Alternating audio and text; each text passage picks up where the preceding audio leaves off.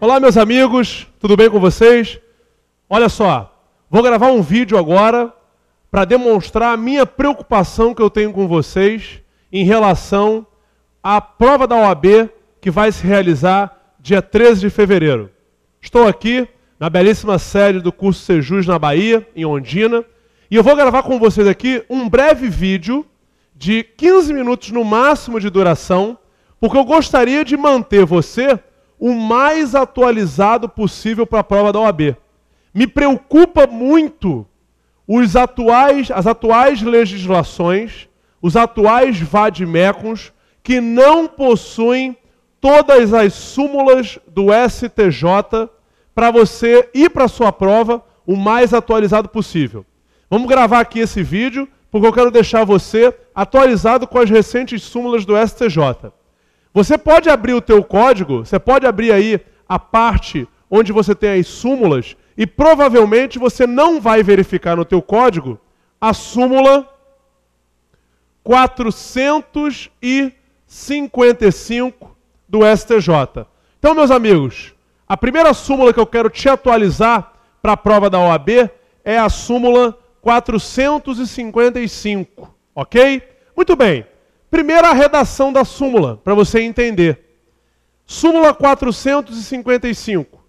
A decisão que determina a produção antecipada de provas, com base no artigo 366 do CPP, deve ser concretamente fundamentada, não a justificando unicamente o mero decurso do tempo. Então, olha só, meus amigos. O que diz a súmula 455?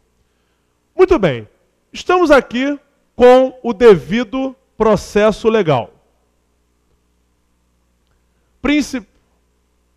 Principalmente aqui com o procedimento ordinário, que é o procedimento mais amplo no Código de Processo Penal, lá no artigo 394 do CPP.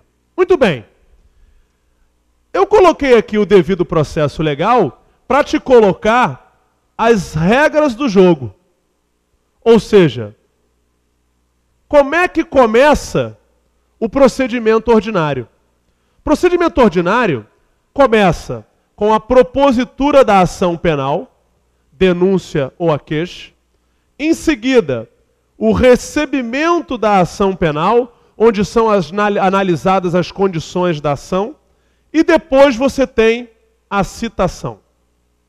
Muito bem. O que me interessa é justamente, para falar um pouquinho dessa súmula 455, o que me interessa é essa questão da citação. Hoje, no processo penal, você tem 3 formas de chamar o réu ao processo penal. A primeira, que é a regra, é a citação pessoal. A citação pessoal é a regra. Mas você deve imaginar a dificuldade que deve ter um oficial de justiça na área criminal. Agora, e se o réu se oculta para não ser citado? Atenção, a reforma processual de 2008, no artigo 362 do CPP, trouxe para a gente a citação por hora certa, que já foi objeto de análise do nosso examinador da OAB. Então você tem aqui agora, no processo penal, a citação por hora certa que segue os moldes do CPC. Ok, mas professor, se mantém a citação por edital no processo penal? Sim, se mantém essa forma de citação fictícia, que é o mandado de citação, o edital, a citação por edital. Agora, a súmula 455 fala claramente para a gente do artigo 366 do CPP. Professor, o que é o artigo 366 do CPP? É justamente a não resposta ao mandado de citação por edital. O que acontece com o processo penal onde você não consegue obter o chamamento? o artigo 366 do Código de Processo Penal traz para a gente que o processo será suspenso. Suspensão do processo. O artigo 366 ainda traz que o prazo prescricional também vai estar suspenso. Só que não para por aí. O artigo 366, que foi alterado com a reforma de 2008, ainda traz que serão possíveis a colheita de provas urgentes, e além disso, a possibilidade de decretação da prisão preventiva. Então, meus amigos, o artigo 366 do Código de Processo Penal deixou muito claro para a gente o que acontece quando você não consegue obter a citação. Suspensão do processo, prazo prescricional também suspenso, colheita de provas urgentes e a possibilidade de decretação preventiva com base no artigo 312 do CPP. Aonde é que entra a nova súmula 465? Justamente nessa questão de provas urgentes. A súmula 455 do STJ diz que esta decisão aqui, de colheita de provas urgentes, deve ser concretamente fundamentada. Porque olha só o que acontecia. O juiz ordenava a colheita de provas e não justificava. Simplesmente dizia que era para ser feita a colheita das provas porque o processo está suspenso, o prazo prescricional está suspenso. Não, meus amigos. A súmula 455 ela é muito clara.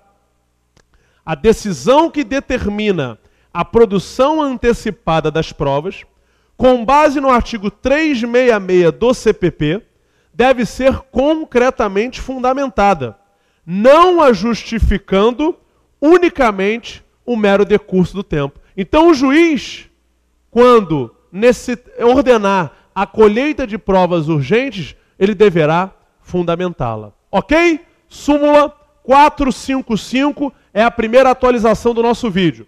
Segunda atualização, súmula 444, também do STJ. Atenção, só estou vendo com vocês súmulas do STJ. Súmula 444, diz a súmula: é vedada a utilização de inquéritos policiais e ações penais em curso para agravar a pena base. Olha que interessante a súmula 444, principalmente a gente que vai fazer uma prova da OAB, principalmente a gente que tem que pensar muito mais como defesa do que como acusação. A súmula 444, de certa maneira, vem proteger o princípio da presunção de inocência, que diz: só será considerado culpado após o trânsito em julgado da decisão. Artigo 5º 57 da Constituição. A súmula 444, ela diz que a utilização de inquéritos policiais em curso e de ações penais não podem ser causa para agravar a pena base. Ou seja, o fato da pessoa estar respondendo vários inquéritos ou várias ações penais, isso não pode motivar agravar a pena base, ok? Isso não pode motivar agravar a pena base. Eu vou ler a súmula direitinho para você ver, É vedada a utilização de inquéritos policiais e ações penais em curso para agravar a pena base. Então a súmula 444, bem interessante, bem tranquila, para você se manter atualizado. Terceira súmula de hoje. Súmula 439.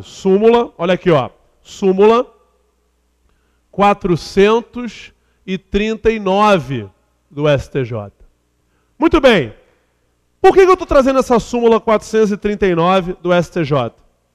Admite-se o exame criminológico pelas peculiaridades do caso, desde que em decisão motivada.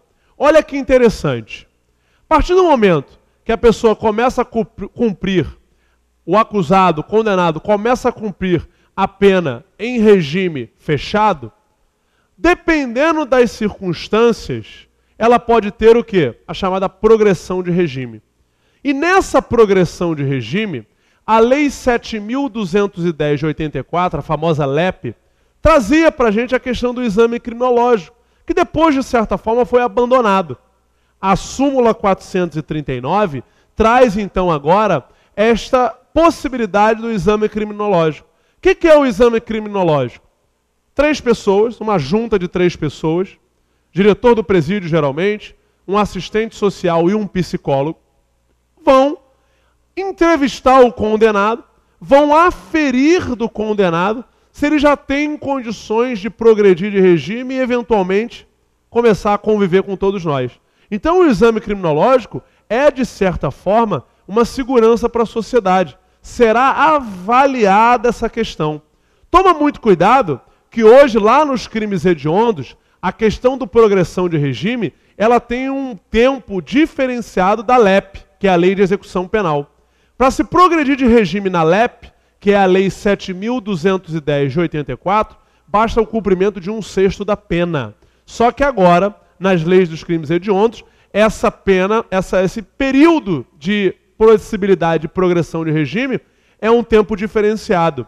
2/5 para o não reincidente e 3/5 para o reincidente. Então você tem hoje a possibilidade do exame criminológico por decisão fundamentada, como está aqui, ó, na súmula 439. Ok? Para a gente fechar esse breve vídeo, curtinho, que é justamente para você que vai fazer a primeira fase da OAB, se manter atualizado com essa súmula, eu quero trazer para vocês a súmula 428. Essa súmula 428, ela me preocupa muito. Você sabe por quê? Porque com a redação da súmula 428 do STJ, com a redação da súmula 428 do STJ, eu quero que você anote isso aí. A súmula 348 foi cancelada. Atenção, com a redação da nova súmula 428, a súmula 348 do STJ foi cancelada. E aí você sabe qual é o meu medo? O aluno que não está atualizado com as súmulas. Ele achar que a súmula 348 é uma súmula verdadeira.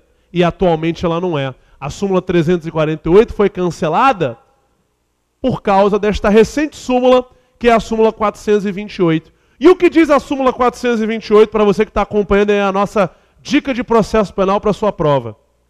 Compete ao Tribunal Regional Federal decidir os conflitos de competência entre Juizado Especial Federal e Juízo Federal da mesma seção judiciária. Então eu vou colocar aqui para você, ó.